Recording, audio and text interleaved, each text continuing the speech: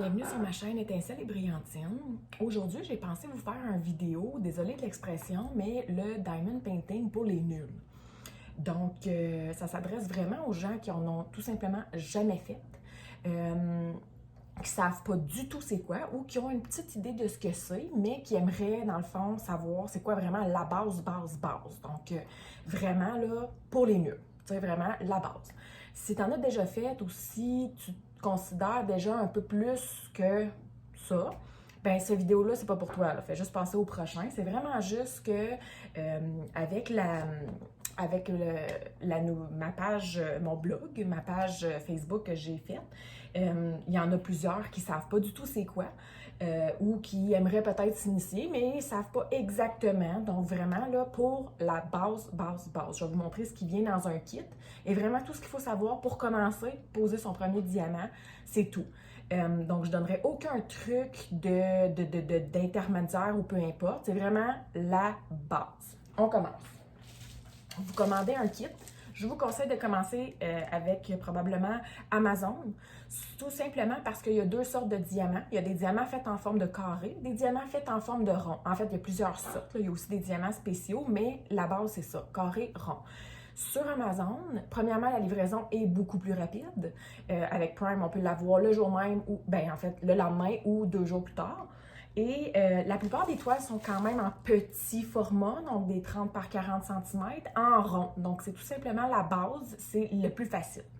Donc, je vous conseille de vérifier sur Amazon. La seule petite chose que je vous dirais, c'est que si vous trouvez une image super belle puis qu'il y a plein de détails dedans, vous allez peut-être être déçu de la grosseur qu'elle va sortir. Parce qu'un petit 30 par 40, ça ne sera pas super beau. OK? La base d'un diamond painting, c'est que c'est une image qui a été pixelisée pour vraiment mettre des petits diamants pour faire l'image. Donc, le fait que ça soit pixelisé, si vous avez une grosse image avec tellement de détails, ça ne sera pas super beau au final. Là. Donc, plus le diamond painting est gros, plus ça va être beau. Donc, c'est sûr qu'au début, c'est toujours plaisant de commencer avec un plus petit. Mais si vous voulez commencer avec un plus petit, simplement, dans le fond, de prendre une image peut-être avec moins de détails. Donc, quelque chose, un gros caractère, un chat, peu importe. Donc, pas un village avec tellement plein de détails. C'est ce que je voulais dire. Quand vous commencez, donc vous avez la plupart du temps dans un petit sachet comme ça, on retire le diamond painting. Et voici ce que ça a l'air. C'est tout simplement une toile. Il y a un papier soit transparent par-dessus pour la protéger ou un papier opaque pour la protéger. C'est un peu le même principe qu'un tatou, là, les tatous temporaires pour les enfants. Là, il y a comme un genre de pellicule par-dessus pour le protéger parce qu'en dessous, il est légèrement collant. C'est le même principe. Donc, vous avez la toile. Vous avez évidemment les petits diamants qui viennent avec. Et vous avez le petit toolkit donc, qui vient avec. Le toolkit, ce qu'il contient, une plume. Vous pouvez avoir des plumes, la plupart du temps c'est rose, donc des plumes roses, des plumes blanches, des plumes bleues. C'est la base, c'est la plume. Vous avez le petit plateau pour les diamants.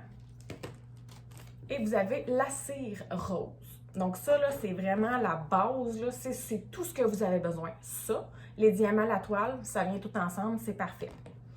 Dans certains kits viennent aussi des petits sacs Ziploc.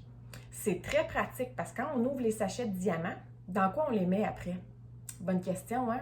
Moi, au départ, je mettais des scotch tape dessus pour les garder intacts, mais des petits sacs comme ça, pour la base, pour le début, quand on essaye, c'est merveilleux. C'est parfait, c'est tout ce dont on a besoin. Donc, ça arrive aussi que parfois, avec notre petit kit, on a des petits trucs comme ça, là, des petits, c'est comme quand on allait à l'école, là. Quand on était jeune, on mettait ça dans nos crayons, là. Puis c'était pour écrire. Donc, ça fait moins mal aux mains. Ça dépend des kits. Il y en a qui l'ont, il y en a qui ne l'ont pas. C'est juste pour pas que vous vous demandez c'est quoi. Et évidemment, dans certains autres kits aussi, on a des multi-placers qu'on appelle. Donc, il y en a de différentes grosseurs. Ça en est un gros. Il y en a des plus petits qui ressemblent à ceci. C'est tout simplement pour mettre à l'autre bout de votre crayon, pour mettre plus qu'un diamant à la fois, parce que ça, c'est un diamant à la fois. L'autre côté, ça va être probablement 2. Donc, 2 diamants à la fois et tout ça. Moi, personnellement, je ne les utilise pas, mais il y en a qui les utilisent. Donc, ça dépend de ce que vous préférez. Et là, la grosse base de tout ça, là, on prend les diamants. Donc, je vais faire un exemple, n'importe quelle couleur. Là. On ouvre les petits sachets de diamants. Là. On peut y aller un par un, là, puis on suit la légende. Donc, c'est pas compliqué, là. Hein? C'est vraiment pas sorcier. Là. Je vais vous montrer la légende, ça a l'air de quoi. On a une petite légende sur le côté comme ça. Ça dit toutes les couleurs avec tous les symboles, ce qui correspond. Donc, sur mon petit sac ici, j'ai le numéro, exemple, ici en haut 209. Je vais aller chercher mon sachet 209 et ça va être tous les petits X comme ça. Fait que sur ma toile, je vais prendre cette couleur-là puis je vais aller faire les petits X. C'est aussi simple que ça. On suit la légende. Là, c'est rose. C'est protégé, c'est aussi par un petit papier. On enlève le petit papier. On prend la plume et on va tout simplement aller peser. Et, oups! Donc, j'ai scoopé un petit bout de cire dedans. Là, ça fait pas vraiment le focus, là, mais dedans mon crayon.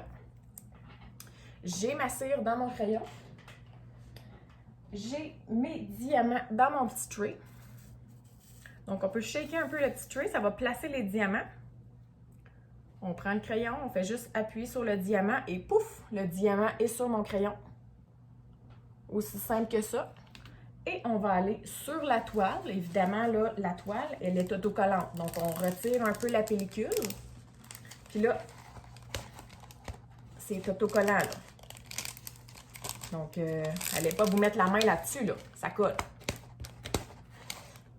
Donc, sur la toile, on va regarder le symbole qu'on a besoin de faire. On prend le petit diamant et poup, on s'en va le coller. On passe au prochain diamant, prochaine couleur, évidemment. Donc, plus qu'on avance, plus que la toile est complétée. C'est la base. C'est ça du diamond painting. Donc, dans le fond, c'est comme un peu une peinture à numéro. Hein? On suit une légende. Je veux dire, la peinture à numéro, on suit une légende. Ça, même chose, on suit une légende. Donc, on n'a pas besoin de créer une image, on n'a pas besoin de créer des couleurs, de penser à tout ça. On n'a qu'à suivre la légende. C'est quelque chose qui est très minutieux, ça demande de la minutie. Donc, les diamants sont moins de 3 mm de large. Ce qui demande, c'est ça, une dextérité, une minutie. Évidemment, la toile est autocollante, donc essayez de ne pas se mettre la main dedans, puis let's go. Donc, ça demande quand même une patience, une minutie, donc tout ça. C'est pas nécessairement fait pour tout le monde. Là. Je verrais pas mon chum faire ça, là. Vraiment pas. Là. Il l'a même essayé. Un diamant, puis ça finit là. Mais c'est pour ceux qui aiment ça. Je vous conseille de l'essayer. Essayez-le avec une petite. Puis vous allez voir si vous aimez ou si vous aimez pas. Si vous aimez, bien à ce moment-là, abonnez-vous. Vous allez avoir plein d'autres trucs. Donc, je vais donner des trucs pour que ça aille plus vite, pour que ça aille mieux, pour qu'on fatigue moins nos yeux à lire les symboles, des trucs pour sceller nos toiles au final, en tout cas, restez abonnés. Donc, dans le fond, je vais vous donner plusieurs trucs. Si vous n'aimez pas, ben vous n'aimez pas ça, là, c'est juste pas fait pour vous. Trouvez un autre passe-temps. Donc, il en existe plein des passe-temps, mais voilà. Donc, c'était vraiment le diamond painting pour les nuls. Si vous avez des questions, n'hésitez pas. Puis sur ce, restez abonnés pour avoir plus de trucs. À la prochaine!